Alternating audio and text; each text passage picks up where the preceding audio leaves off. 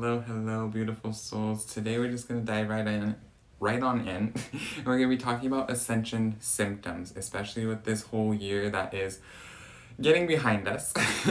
A lot of people have been going through what we call ascension symptoms. That being, we are going through a humanity up level and upgrade, this ascension process. And so with that comes, as if everything, there are symptoms that come with that. And so with 2020, being the year that it was, and everybody stepping up and reminding and remembering some aspect of a deeper level within them, that is what we're talking about. And with that, and all of the energies that are being blasted at our planet right now, or just planet Gaia, from both sides, we have the light, we have the dark, and both sides have been firing and shooting frequencies at the planet, and in that, at humans, we have been being blasted with these energies of polarizing frequencies. And so with that comes even more ascension symptoms, because we can choose which frequency to go with, and within that frequency, we are getting blasted with those symptoms. And so, the symptoms we're going to be talking about today, I have a list of things, and so I'm just going to list them out for you. Ascension symptoms can be defined as headaches, exhaustion. You can be questioning more things, and so why am I here? What's my purpose? Why is the government doing that? Why is my family doing that? Why am I the only one questioning things? Those type of questions. There's a heightened awareness, and so within the questions, you have a heightened awareness of being aware of the need for the questions. And even within that, you have an awareness of, well, maybe I shouldn't be saying that, because then that anchors in a frequency that I don't want. Or just that type of stuff, just being more aware of your surroundings and like, oh, that person's feeling this because of that. Or just awakening your own spiritual capabilities is a lot of this year, and that can be an ascension symptom. They're not all bad, okay? But the headaches and exhaustion, not the most fun. You feel called and you feel pulled to be different, okay? This is a major one that has been kind of throwing people for a loop this year, is that being called to do something different. People are like, excuse me, there's a different way to do things. I don't need to graduate high school, go to college, get a degree, get a master's degree, get a job, go 9 to 5. Like, that's not the only way, given that is a valid way, and not everybody is being called to pull back from that, but a lot of people are being called to do things differently. Even within the 9 to 5, people are being called to show up more as their authentic self versus the robot that a lot of corporations view them as. Okay, and so there's a lot of just being called to be different and standing in your uniqueness, standing in your authenticity. And that's where the power comes from. In one of my last lives, I talked about our power as a collective only comes when we stand in our individual power. That's what it is. It's not that we are all working together for a unit. It is that we are all working individually. And what feels good for us, what feels good for me, is my purpose, and is the purpose that I provide to the collective, and is your purpose that you're doing that makes you feel good and that makes you feel fulfilled. That is what you're meant to be doing. And this is the call that we're being pulled to be different. We're being pulled to do more authentically who we are. But yeah, so that's another one. Another one is major life changes. And this is a big thing and a big shift that's been happening this year especially. Because this could be many things. This could be just a change in friends. So like your friend group, which even I know, like my friend group changed over the last few years over this process and progression. Relationship changes. You could have literally, if you've been in a relationship, whether it's been a month or 15 years, a lot of those are being tried, and a lot of them are shifting right now. And that doesn't mean that you're completely separated, but that means that it's being tried and it's being tested of, is this the relationship that's in alignment with my life? And that could be that your past life was in alignment, but this future, this ascension and this progression that we're all moving towards, that doesn't always mean that those friends or that relationship or even those family members are in alignment. Okay, and so just understanding that these shifts that are happening right now are in fact changing for the better. And that's literally it. If we get back to literally the thing that got me onto this path was the understanding that the only consistency within this life is change. Okay, and so change is literally the only consistency. And when we understand that, we then start to understand that these shifts and these changes are in fact for our greater good, for our own expansion and for our own progression with the highest version of ourself in mind. Okay? And so friends, relationships change, a loss of a loved one. Lots of people have lost people this year specifically that they didn't expect to lose. There's a lot of people, a lot of souls, a lot of animals who are taking the exit route right now because there is lots to come in the future, is what I'll say. But the loss of a loved one can get people questioning more. It can get people into a heightened awareness of, well, life isn't permanent, and so how am I meant to be living this life? There's a lot of catalyzing shifts that come from losing a loved one. And so that is another major life shift that a lot of people are experiencing this year unexpectedly. And so understanding that is going to get us, it's a symptom. And I'm not saying like when you start to ascend, you're going to lose a loved one. That's not what I'm saying. What I'm saying is that that can be a catalyst for your progression. And so that's not necessarily a symptom, but I did want to specify that. We also have traumatic, okay, so not all of these are symptoms, but these are catalysts. And this one, a traumatic event, so this could be a car crash or a loss of a loved one, just specifying that more in depth. But for me, I've had like 2 car crashes last year, one at the beginning of this year, and the one at the beginning of this year was a confirmation for the progression that I've gone through. It was literally, I've told this story a few times, but it's not always a bad thing, okay?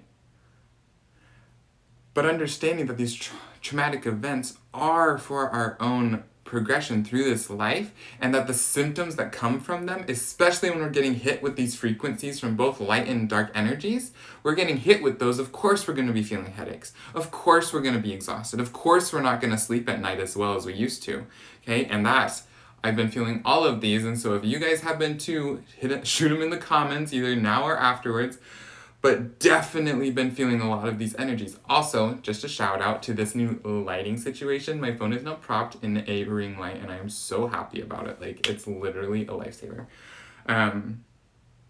Another Ascension symptom, though, is ringing in your ears. And this one is there's a lot of skepticism around this, especially like a lot of my friends, they're like, ringing in your ears, Landon, like scientists have proved that's just like your ear hair things just dying. And I'm like, okay, well, if that's what it is, then this ascension kills off a lot of our ear hairs, I guess. I don't know what that whole sciencey part behind it is, but I know from my own experience and understanding that ringing in the ears is a very heavy confirmation to be more aware in that present moment. Okay, especially in my own experience and understanding. I've said that a little bit, but when I am in a situation that I need to be more aware, my angels, my guides start ringing my ears. They start pounding me with signs, with numbers, with something to get me more aware within that moment. And so if that is something that you've been experiencing, whether it's ringing in your ears, angel numbers, so 1111, 222, 333, 555, any of those type of things, even if you see, like right now it's 125, if you're just seeing 125 over and over and over again, that is a number, and I highly suggest you to tap into that frequency. You can Google it. I Google a lot of the numbers and stuff, or just tapping in, meditating on that number, visualizing, okay, what does this number mean? Generally, 1 is new beginnings, 2 is unity, and 5 being a lesson to learn, teacher-student relationship, that type of understanding. That's just my quick little take on that. But that is really Ascension symptoms. And when we talk of Ascension symptoms, okay, those are just the things. But why do they happen? This is the major thing that a lot of people forget about, is that these are happening for a reason. And it is to get us more grounded in our physical body. Again, these Ascension symptoms are uncomfortable so that we're more aware of our physical human. If we were just going through and we were just doing all the spiritual work and we were just doing energy work and crystals and saging and we were just doing that, like, it would be so easy. But the Ascension process is, we live in a dualistic reality, and so we have light and dark, we have good, we have bad, we have all of these experiences, and so we have this fluffy rainbows and unicorn aspect that you can tap into if you want, but then you're going to be completely bypassing the other shadow work, that part that doesn't feel so good, that part of the ascension that a lot of people have been going through this year specifically. And that is where the headaches come in. That is where the exhaustion comes in. That is where the, what else? Just this, that discomfort comes in. This process of our physical human wants to be comfortable. They want to be comfortable. That is why we are creatures of habit. That is why we have the 9 to 5 that has been such a has been such a system that we are now currently trying to reform. Okay, because our soul does not want to be habitual. Okay, a lot of people, their human wants to be regimented and scheduled and this, and back to back to back. But our soul wants to be free flowing. And so what is that balance? That is what we are coming into, and that is where the ascension symptoms come in, because we are having this battle. Yes, externally, you can debate all you want about the external battle that's going on, but it is happening. Okay, this battle on consciousness is occurring right now. And these headaches, this exhaustion that we're feeling are the symptoms of this. Because our soul is trying to express itself, but our human is being trapped in these systems that is rejecting our soul's freedom and rejecting that freedom, that free-flowing essence that we want to be embodying. Okay? And so this balance between, well, how do I have a structure, but then also free flow? How do I surrender to my life's purpose, but then also understand that I still have 3D chores to do? That is what the ascension symptoms are, to ground us into this physical body so that we understand I'm still human. I still have to eat. I still have to pay my bills. I still have to have a place to live. Okay? And even those have-tos, that obligation tying us down, just such a perspective that we're beginning to shift right now. But that's really the ascension symptoms. That's really what I wanted to talk about. And so I am going to post this video on YouTube. It's not going to be, well, maybe I might as well post it on Instagram too. But that's really what this is. So make sure if you're just tuning in, go back and watch it. And if you want to, watch it again, because there's a lot of code activations within this video, okay? This is literally my entire notes. I went through it real fast just so I could get all the nuggets in a short time for you. But I love each of you. Take it easy, ground into your physical body. Even today, I needed to take a second and do some restorative yoga for myself, which I hadn't done before, but I was like, you know what? Might as well, let's try it. And so that's really just grounding into the physical body is what we're here to do.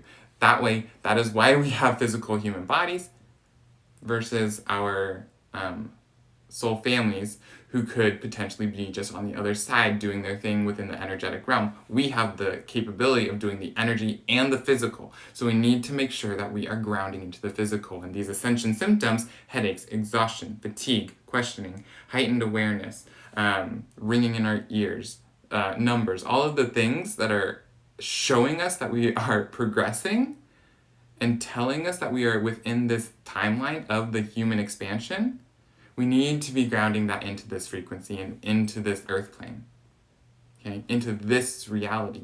We can't be expecting for somebody just to come down and save us. We need to be anchoring it in ourselves. What are you doing to anchor in this frequency? How are you living your life? This doesn't mean that you have to be meditating on the collective consciousness every day for an hour. No, that's not what I'm saying. I'm saying, how are you living your life that is anchoring in this new frequency?